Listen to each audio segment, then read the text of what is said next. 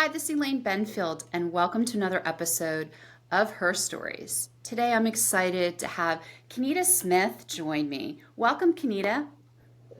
Hey, how are you? And thank you for having me. I'm excited, and if anyone's watching this on YouTube, you can see we almost have a similar color on, so this was just meant to be. So, everyone listening, I always start off her stories with why someone inspires me. And I've had the pleasure, I was introduced from a mutual friend to Kenita last fall. And I can truly say from the minute we had a conversation, I just felt your strength, wisdom. You are authentic to who you are. And I always say there's certain people are brought into your life, and you were inspiring from the minute I talked to you. And I'm so excited for the audience to hear what you do and an organization that's very near and dear to my heart that I'm starting to get more involved in, would like to get even more involved in. And, you give back, you found ways to take your life as an example to help others. And you're so inspiring. And there's so many things I want to talk about, but thank you for being here. And maybe we could just kick it off by, who is Kenita, and let everyone know who you are. Hmm, Good question. So I would say that Kanita is someone that inspires, perseveres, strong, and just goes for it. I don't hold any punches. And I think that comes across with what I do in everyday life. I am a president, CEO, and founder of an organization called Hoping, which stands for Helping Other People Be Empowered. And I founded it just to help others. I was in my own personal situation, and that kicked off a mission that has helped hundreds of people. And I believe that's just who I am. I have been a giver from the core of my being since I was born. I have always given since I could remember. I've given, and I love to do what I do. So I look forward to sharing more about that with everyone and just telling a story and see how it resonates with all of you. Yeah, so the organization Hope, I'd love you to take us back to the beginning of how Mhm. this happened and your life that led into this incredible organization. So talk to us about how did you get to this point, and tell us a little bit more Mhm. about your background. Sure. So years ago, many moons ago, I was a single parent in college. I was 21 years old when I had my first son, and I was a sophomore in college. And I remember since I was 6 years old, I wanted to be a doctor. I wanted to specifically be a pediatrician because I love kids, I love babies. And I was moving along that track record. I was at Clark Atlanta and doing great. And then I learned that I was pregnant with my first son. I was happy. I love babies, and so I was like, "Hey, I'm going to have my son."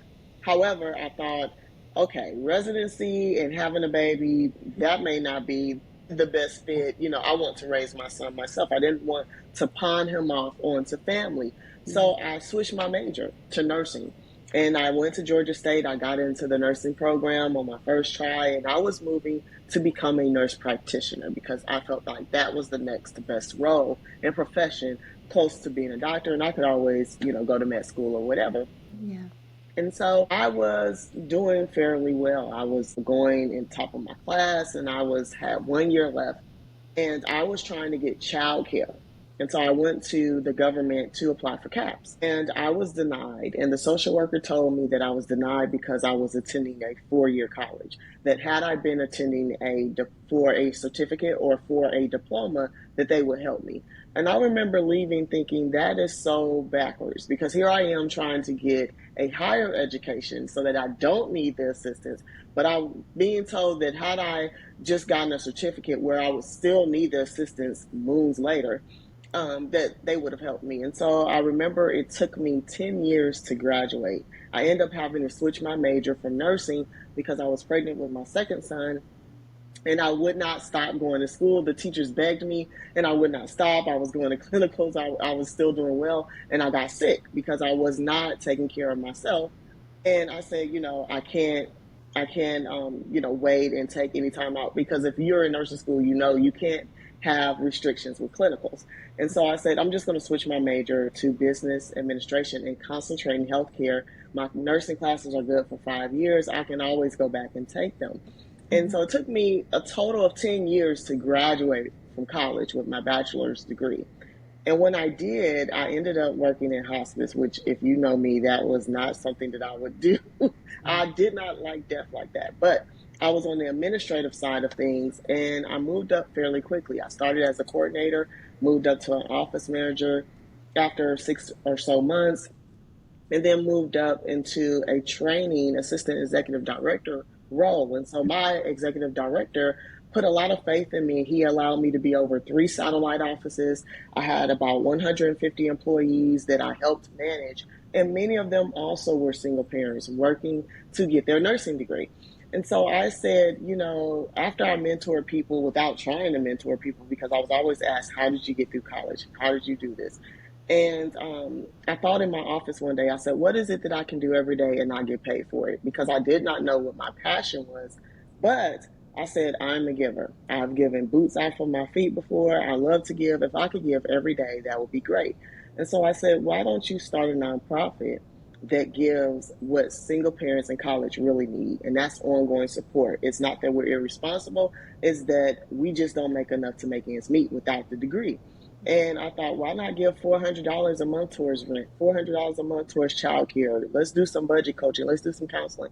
Now, mind you, there was no one in Atlanta or in Georgia that I knew about that was doing this. And here I am just in the weeds, dreaming up some stuff. With And children, I had no mom, nonprofit. and doing everything. Like you have like a full-time life behind all that.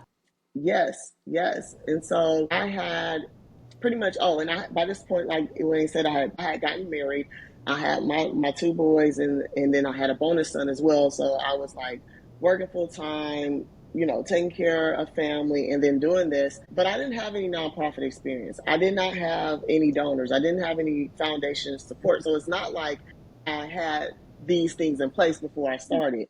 You literally had no foundation at all, Kenita, but you No. knew you had the business acumen for Hmm. you to go, wait a second, I Hmm. know enough that I can take my skills that I have to create something. You had the foundation, which I find it's so hard to do this. Hmm. And there's so much paperwork. Like to me, I'm mind Yes. blown because anyone knows if you try to get a grant, if you try to get a loan, it is so much bureaucracy. And for me, Hmm. the fact that you were like, wait a second, I want to find a way because I know this is needed. That's Yeah. just remarkable to me because anyone that's done it, I know people are listening going, oh my God, it's so much. Were you ever overwhelmed going, did you? Because I feel like your personality of what I know of you, you're like, I'm going to do it. There was nothing, no matter what, stopping you, which is, I love that about you, that you just are like, no, I'm going to solve this and figure it out. Do you ever have those moments of doubt where you're like, maybe I can't do this or no? Yeah, I think everyone does. I certainly have had those moments, especially in the beginning. I was like, "What am I doing?" Because at the time, I say late husband because he had cancer, and so we were going through this during our marriage, and he passed of cancer. So I founded and started this when we were going through a cancer battle with him, and I was like, "Okay, what am I doing?" Didn't know how it was going to pan out, but I knew it wasn't going to be from a lack of effort, and I wasn't going to allow fear to keep me from doing it. And that's just one thing that I just don't do. I don't allow people to tell me what I can't do because that is fuel for me. If you tell me that I won't raise something or I can't do something, then I'm like, okay, let me show you. Especially if I really feel like this is something that's needed. But then also, I just look at, I'm a woman of faith. I don't know. No, this isn't about biblical things, but this is about me, so that's what I'm about. And I'm a woman of faith, so I'm just like, if God gives me that unction to do something, then I just have confidence that He's going to see me through it. Yeah.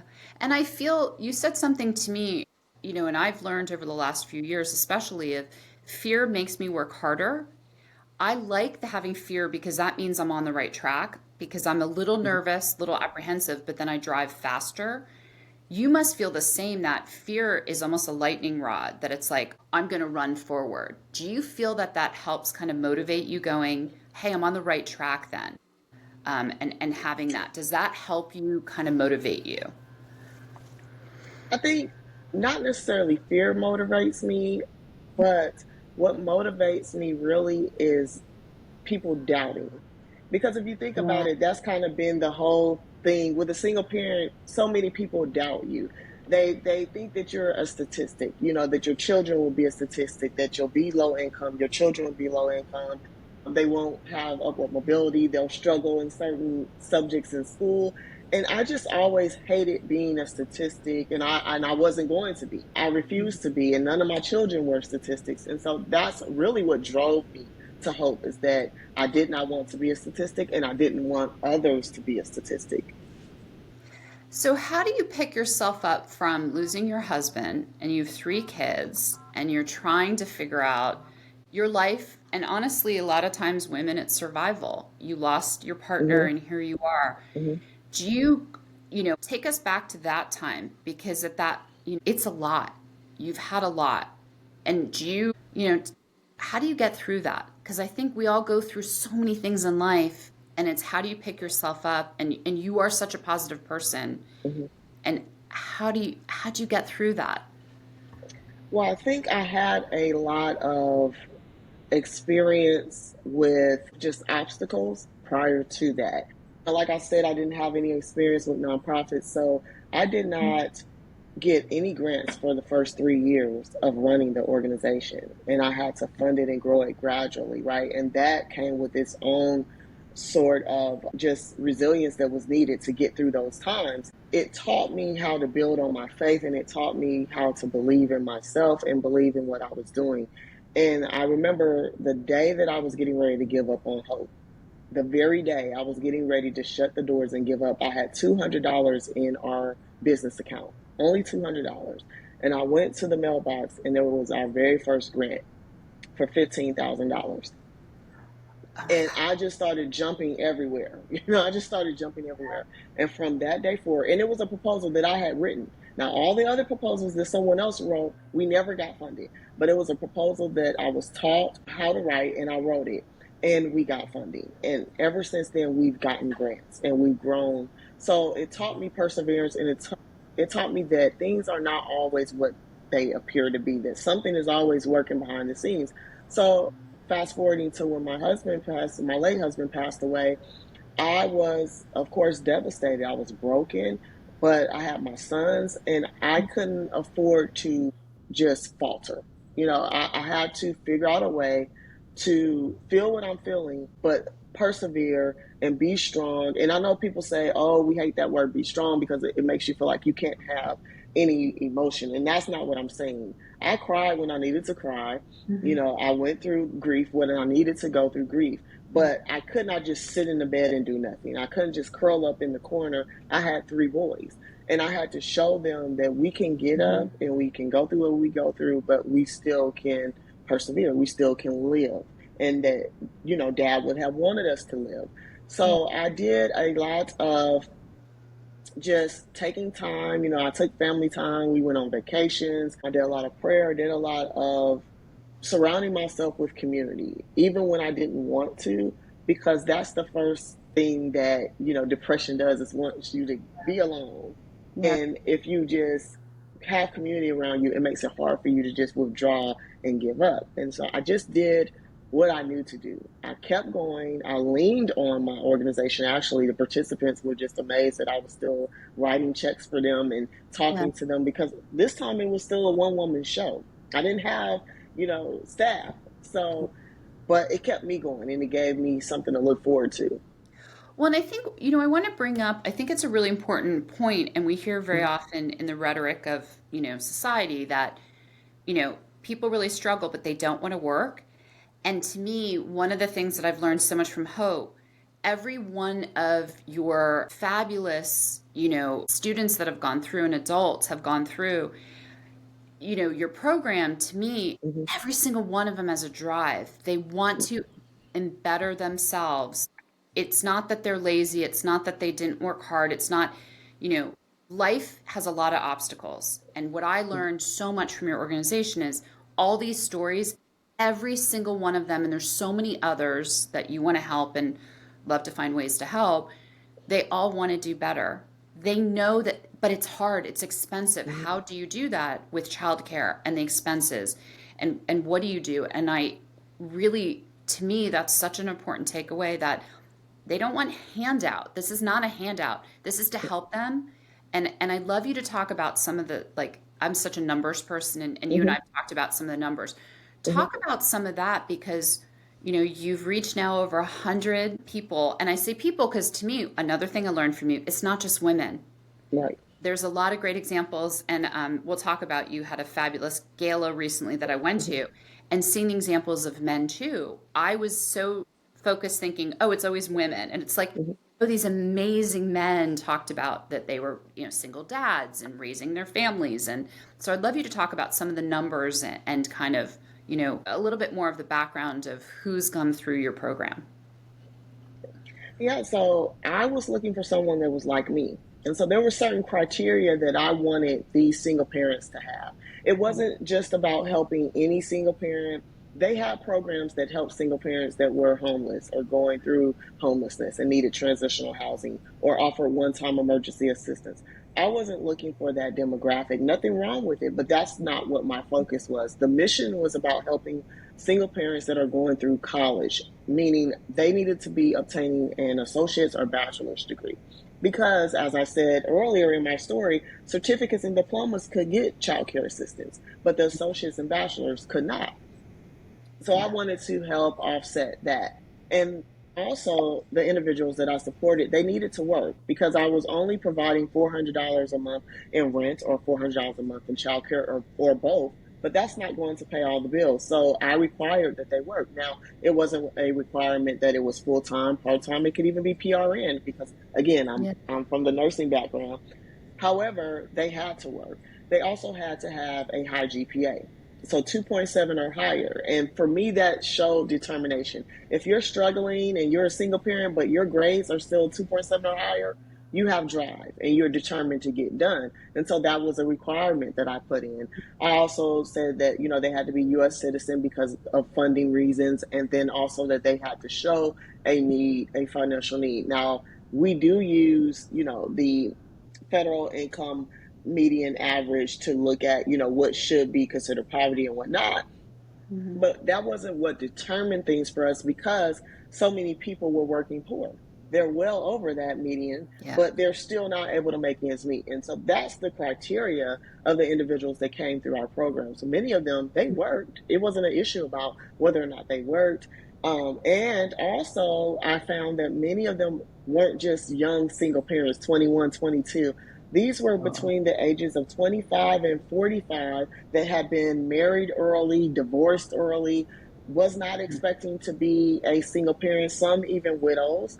And now they're trying to figure out how are they going to provide for their family. So it's not one of those situations where I'm just out here being irresponsible and I'm just looking for anything that I can get from whoever will help me. These were not those individuals, and those were the people that we helped. So actually, like right now in our program, 63% of them are first time college goers and college graduates.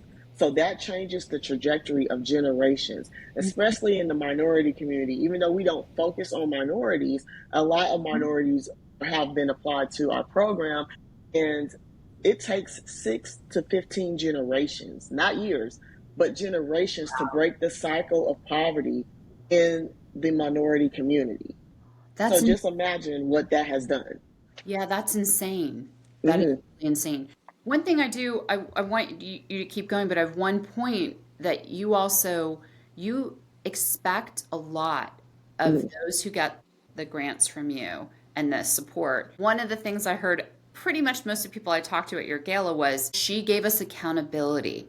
Yeah. She cared enough to check in with us, know our lives, know our families, and that is also something that is so unique to Hope, that you invest in the person and what's their situation. And accountability, they didn't want to disappoint you. And a few people I Hmm. talked to were like, oh, when she called, we wanted to make sure like grades were good and, we're showing we're working. That to me is also something so unique, and it speaks volumes for you and your organization that you really care. You're authentic Hmm. part of their lives, and seeing them talk about you, that to me is also, it's not just here's a check, it's we want to see you get to the end goal and succeed. And I just want to highlight that because I think that's also something No organization I know really cares like that and wants to see the result. And I think that's something else Hope is super unique with. Yes, no, I appreciate that. And I agree because one of the things that I tell the participants when they come in, I'm not that CEO that you never see. I'm not the CEO that just gets you in and then you never talk to me again. That's not me. Even when we started to bring in staff, I made sure we do something called peer mentor calls, right? And so that's what they're talking about. Every month it's a requirement that we have a call, whether it's 10, 15 minutes or however long they need to be, 30 minutes or whatever, and we just ask, how is this working for you? Because again, our program is individually personalized. They Mhm. have an individual personal plan. So every one person is not getting the same thing. Some may be getting counseling for them and their children, some may be getting tutoring. There Yeah. are so many different things that we offer, not just the $400 in rent and childcare. Mhm. So we want to make sure that it's working for them because again, our success is dependent upon their success. So if they're not successful, we don't have a successful track record, and that just can't be. So they talk to the program director every month, but they also talk to me every quarter. And then they have my information. They can email me, they can text me so that I know that this is really working, or if they're having any challenges that they may or may not feel comfortable speaking with the program director about. Because again, like I said, for a while it was just me. So I was the program director and the CEO, and they're used to conversing with me. But now we have it to where they have grown a great relationship with Danielle, our program director, and all of the budget coaches that they work with. And it's just been a phenomenal transition and transformational. It's just been so amazing to see them transform into this new person and also into this new life that they get once they graduate. And they're so proud. Like, Mm-hmm. let's go into a little bit of the gala because I want to give the visual of you Yeah. had these beautiful tables. And one thing you did, which I loved, was there was a card on the table that talked about some person's life, what the challenges were, how they overcame it, and where they are today. And then you made everyone at the table, we all read it, we all went around. We didn't know who at the table, I didn't know at the time that Mm-hmm. someone at the table was that profile in that Mm-hmm. story. And then you said, can you stand up? And Mm-hmm. all these people around the room, and just, it was one of those powerful moments that, and I was talking to the person at my table, and it didn't even occur to me that there was someone sitting at the table that benefited. And the pride when they stood up, I got so weepy, and I'm getting weepy Mm-hmm. even thinking about it because it's like the difference and Mm-hmm. impact of this family and how the children were there and supporting their parents. And it's such you've created a community. Really, and just seeing that, so Yes. if anyone, you could just imagine that, and just seeing, and then, talking to her afterwards, and it was so, I mean, it's words almost, it was empowering, but it was also just this community of all of us were like embracing, of these success stories. And I love that. I love that. Yeah. I wanted it to be palpable. You know, it's one thing when you talk about single parents and everyone can say, oh, yeah, we know that it's hard. But Yeah. when you sit there and read it, and then you can look into the face of someone and say, wow, okay, I've actually helped this person, or Mhm. this person actually lived it, and I've talked to them. And then it makes it real. And once it becomes real to you, then it's something that you want to get involved with. It's no longer just a piece of paper or something someone is saying, or even from my lips to the air, just saying, oh, this person went through this. It's different when you come into connection and contact with the individual. And I wanted them to feel like they belonged in the room. So some of them were actually current participants, and we got their gowns so that they could go and look, jazzy and get their makeup done and their hair done. We helped with those things so they could see that this is something that they will be a part of in the future once they Yeah. want, they get their degree and get their finances together. But we gave them a taste of what future looks like for them and also allowed them to be able to have pride in what they have accomplished as making that courageous move to join the program and go to college as a single parent and get through. Yeah. And we mentioned earlier, and we didn't get in, talk to us. I was also so impressed with how many of your graduates are in very specific fields. Hmm. And we went through, because as I said, I love data, and you and I, one of our first conversations, I was blown away of, you know, you're creating a whole new generation of very, so talk about some of that. Let's get into, like, talked about the profile of, Hmm. the graduates and what they're doing now, because I think that is also impactful because they're giving back to society in Yeah. more ways than one. But I'd love you to go through some of the stats you that are so impressive. Yes. So right now we have an 82% graduation rate. And out of the 82% that we have, many of them are nurses, dental Mhm. hygienists. They're working in the criminal justice field. Some are attorneys. One of our males is going to school, law school, because he became a nurse so that he can become a nurse attorney. So that is something I had never heard of before him, but he's going into that field. We also have a lot of IT tech Yeah. individuals, and so they are serving the community and giving back in so many ways. And not only do they give back in the community, but they also give back into hope. They join what's called a pay it forward monthly donation program, and they give back monthly. And they also give their time. They go and do media interviews for us. They mentor other participants that may be coming up behind them, and they're just amazing individuals. And even one of our participants, she graduated, she went to film school, and so she got her degree in film. But her son, who and they are immigrants, she's from Haiti, and her son has a full ride scholarship with playing football and is doing phenomenal. But the opportunity wouldn't have been there. And she says this because actually, when she came to us, she was contemplating when I did her interview. I never knew it. And I gave her the opportunity to go to a counselor through our program. We paid for it, and she went. And it saved her life. And she flew, one of our very first dinners, she flew from California because she had moved to California. Mhm. She flew in for one night just to give that testimony and tell people how hope saved her life. And I was just bawling because I didn't even know Yeah. that that day she could have taken her life. But just think, if she did not have hope, where would that son be? And that's what we're about. That's what we do. Yeah, and as you said, it's helping generation upon generation. Mm-hmm.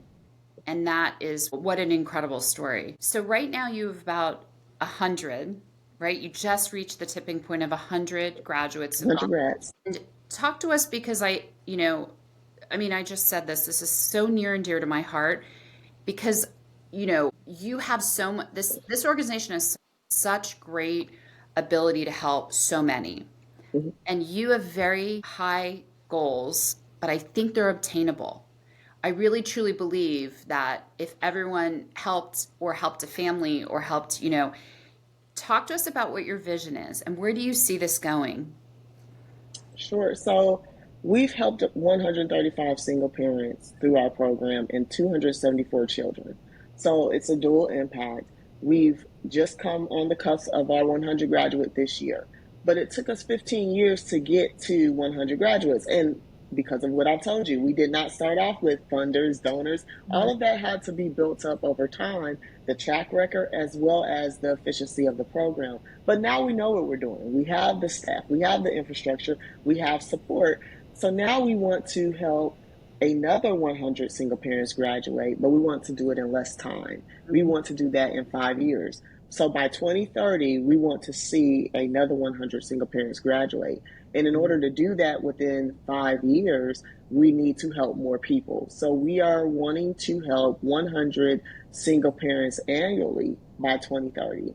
And we gradually are growing that. So this year we want to help 40, where Mhm. we normally help 25. So we have to almost double the amount of single parents that we help. So that takes, time, efficiency, money.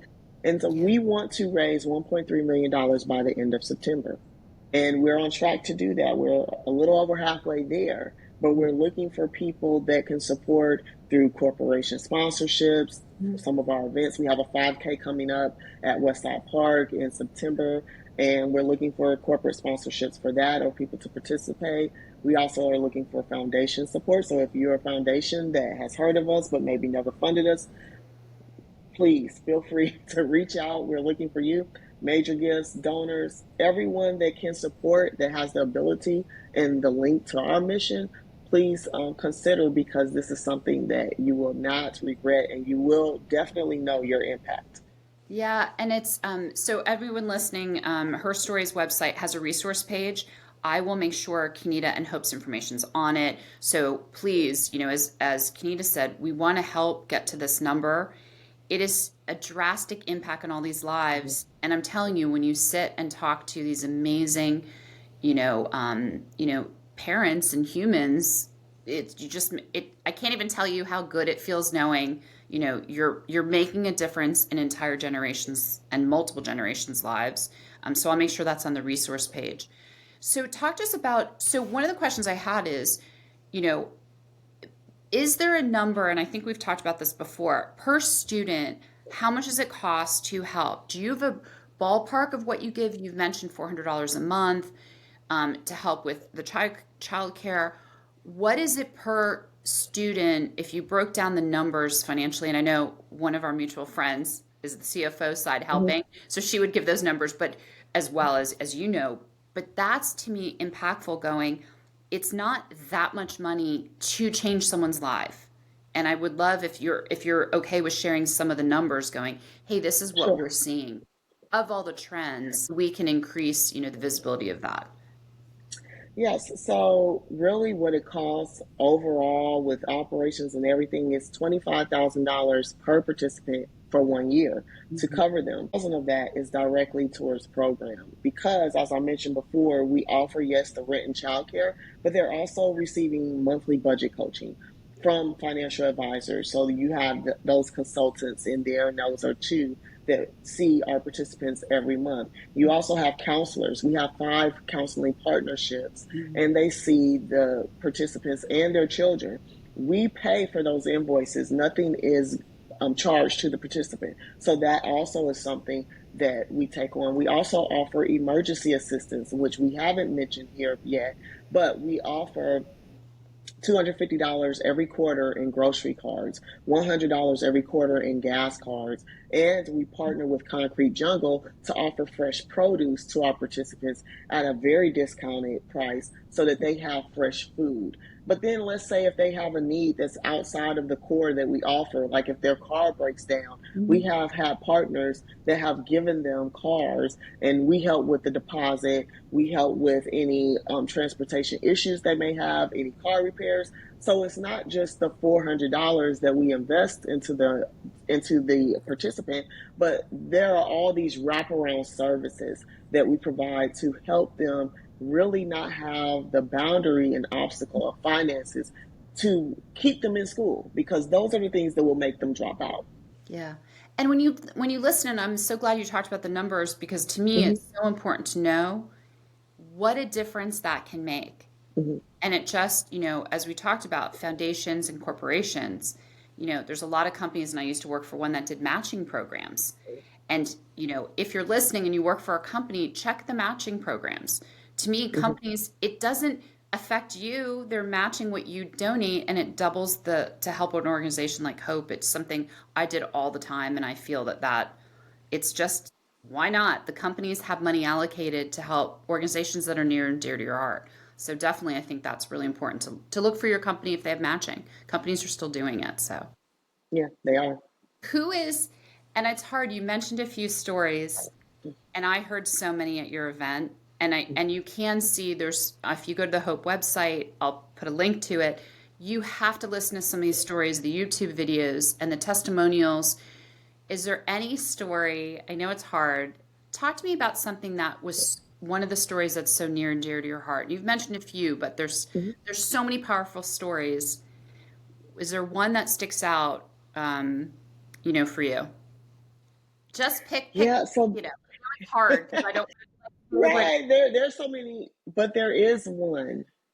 There definitely is one. So there was a young lady that reached out to us I think 2 years ago, or no, 2 years ago. And she basically had lost both parents within 9 months of each other. And her siblings were given to her, and she had her own children.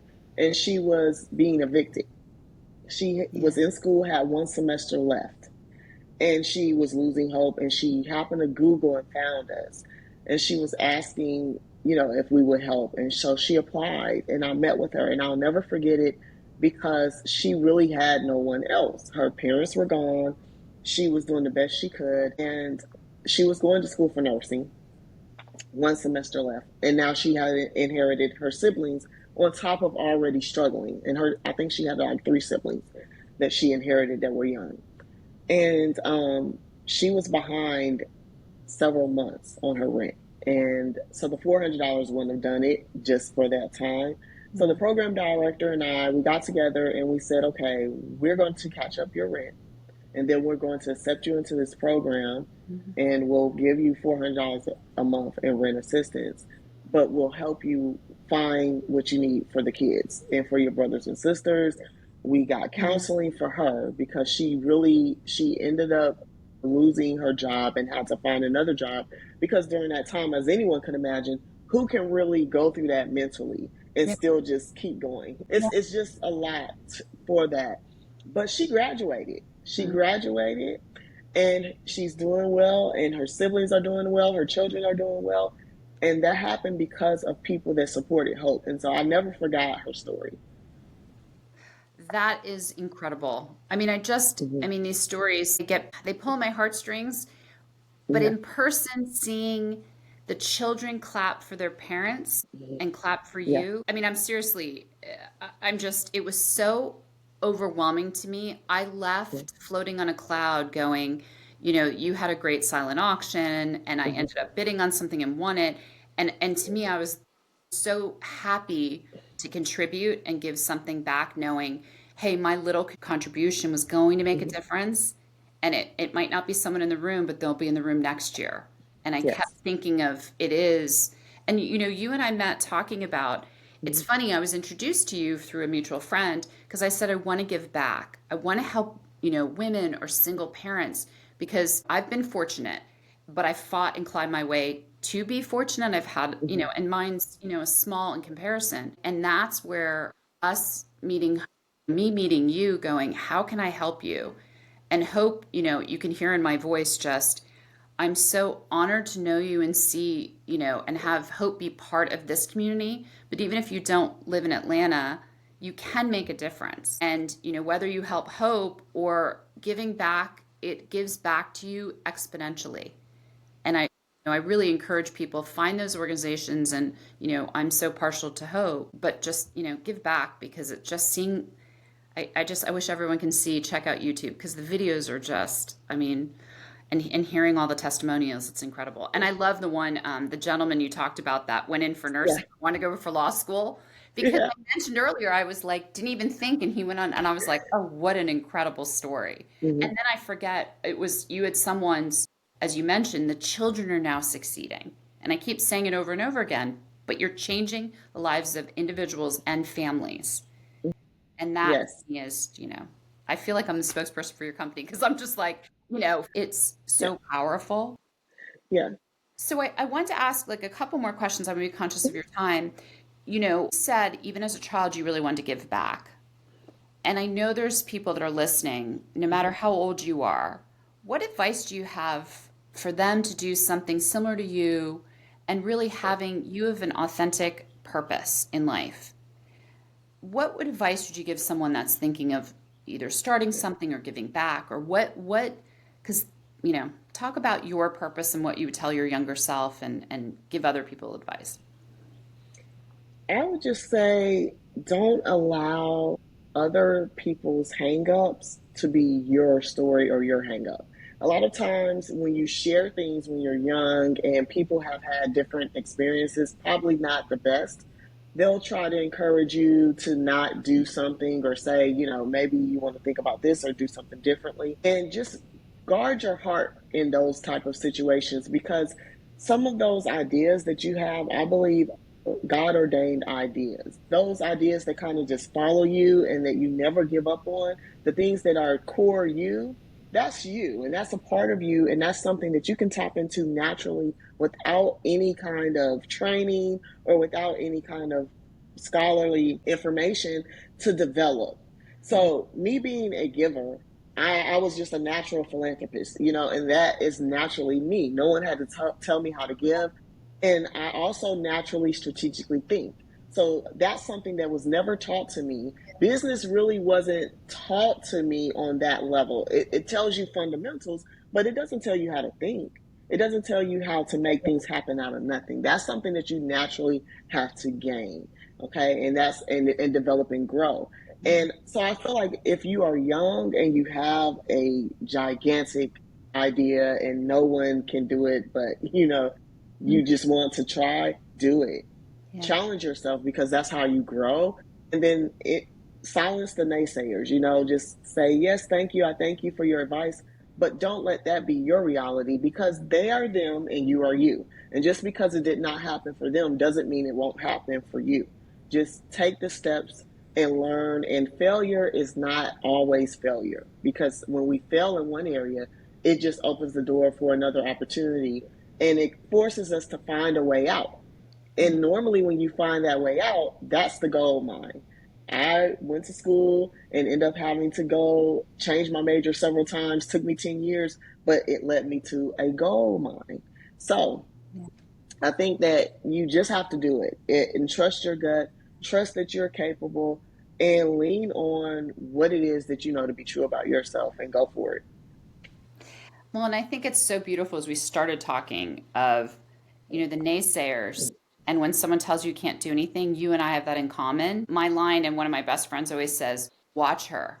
The minute Yeah. someone says you can't do it, just watch her. There she goes. Hmm. And, my friend always says, have you met her? Like any obstacle. And I think you exude that. And that's what anyone, we all go through things, but it's, don't let that get in your way. And circumstances can change, good or bad. And I think that's having that drive to be better and find a solution, I think is you're such a epitome of that. So I have one last question for you, if you don't Hmm. mind. So I ask all my guests, what empowers you and what inspires you? All parents and all mothers will say my children. So I always say that. But it's not just because they're my children, but because they are my biggest cheerleaders. They are always my boys. I have five sons for those of you. Five sons, and the youngest will be three next month. But they always encourage me and they tell me just how much I inspire them. And I hear from so many people that I'm an inspiration. I never think of it that way, actually.